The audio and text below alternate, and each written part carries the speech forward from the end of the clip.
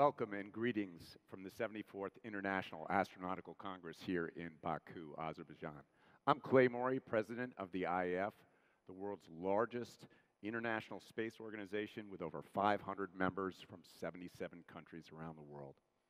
It's my privilege today to host this live stream chat with Elon Musk, who's chairman, CEO, founder, and chief technology officer at SpaceX.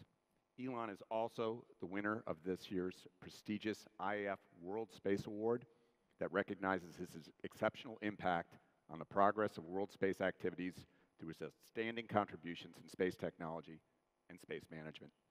Welcome, Elon. Thank you. Thanks for having me.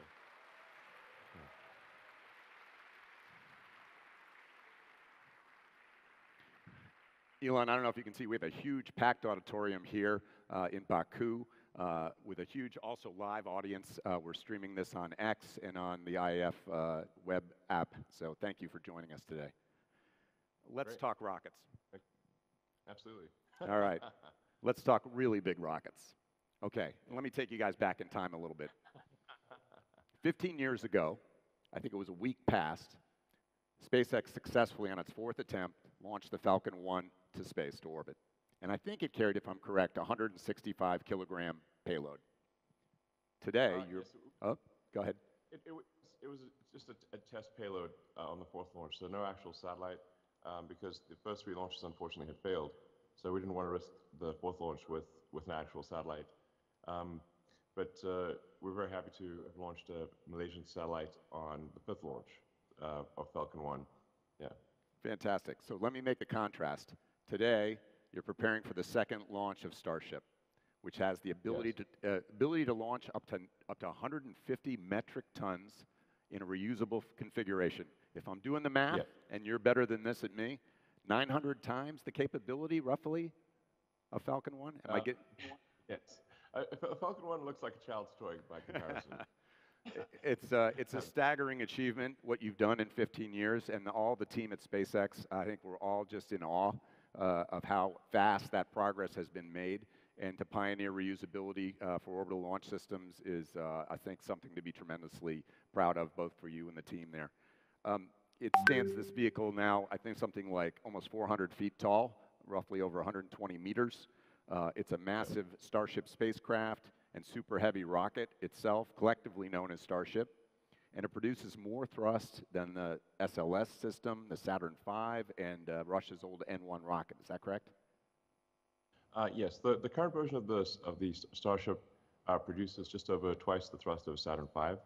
And with the upgrades we have in the works, it'll do about 3 times the thrust. So Saturn V in the sort of old Imperial system would have been 7.5 million pounds of thrust.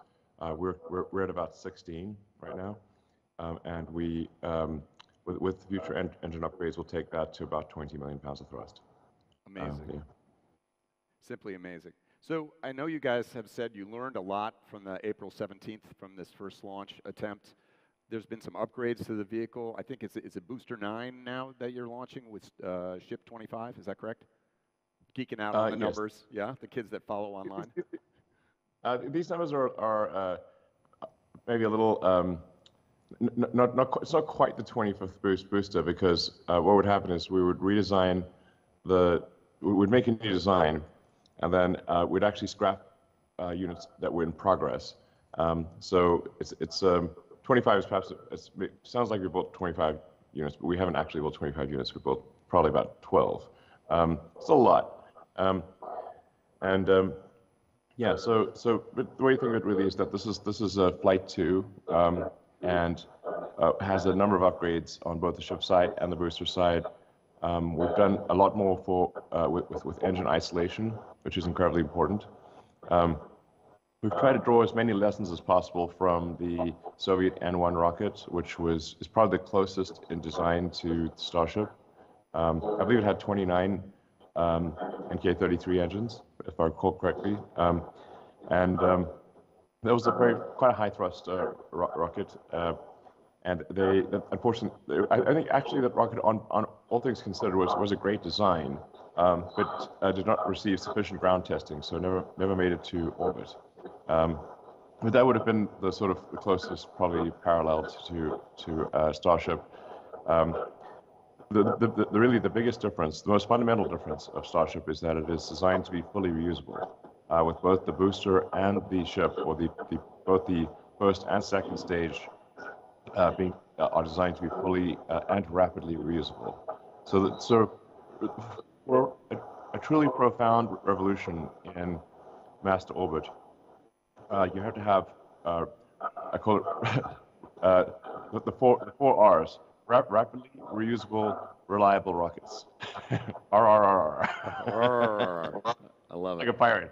Everybody give me an R. Arr. Arr. Give me an R. All right. So what does success look like for this flight number 2? What does success look like for you? What are you trying to achieve? Well, I do want to set expectations, not too high. So there's a tremendous amount of new technology in this rocket. We have actually changed the entire stage separation system from something that was I'm not sure how to describe this, but kind of just a rotation and flip. We're trying to move to a passive stage step system where you don't have pushers, essentially. To try to eliminate parts. There's no pushers, no interstage like Falcon 9 has, and with Flight 2, we're actually trying to do hot staging. So hot staging would mean that we light the ship or upper stage engines while the boost engines are still partially thrusting. So we throttle down and shut down most of the booster engines.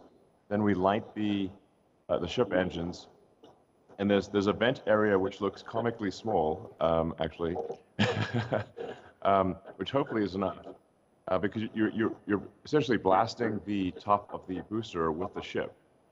Now, this is actually, from a physics standpoint, the most efficient way to do stage separation, and the Soviets and later the Russians made extensive use of hot staging.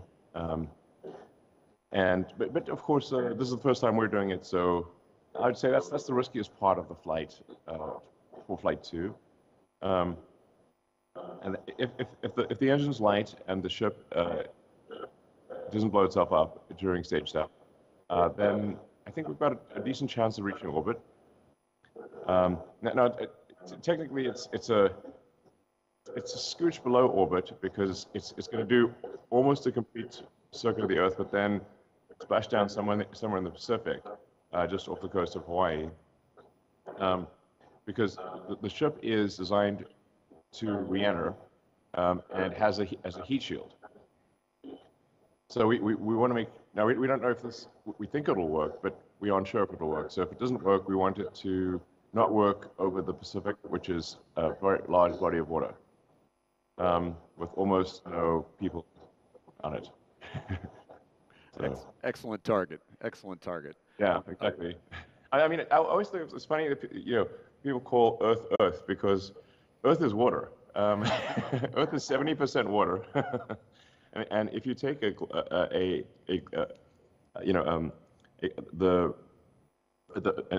actual round version of the Earth, not a Mercator projection, but at the globe, and you